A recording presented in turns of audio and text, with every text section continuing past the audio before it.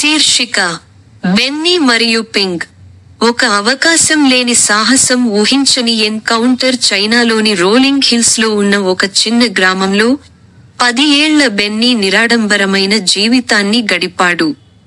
ఒక రోజు సమీపంలోని అడవిని అన్వేషిస్తున్నప్పుడు బెన్నీ ఒక తప్పిపోయిన పాండా పిల్ల పింగ్పై పొరపాటు పడ్డాడు.